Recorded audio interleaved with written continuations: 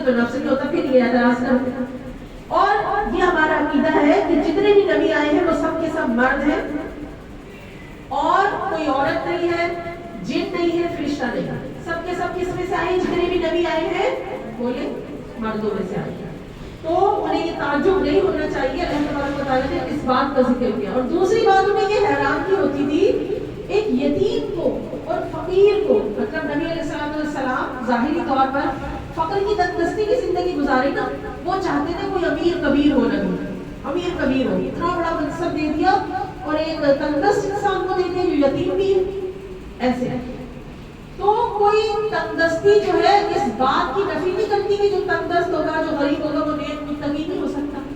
ہمارے نبی علیہ السلام سے زیادہ کون نیک متقی پرہیزگار ہے؟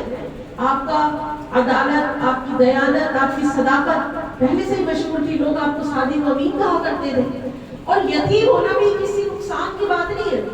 اللہ تبارک و تعالیٰ نے آپ کے جو یتیم رکھا وہ اس لیے کہ دیکھیں اللہ چاہتا تھا کہ نبی علیہ السلام جو ہے نا، ہمارے نبی احسان کرنے والے بنا کر بھیجے گئے تھے، کسی کا احسان اٹھانے والے نہیں۔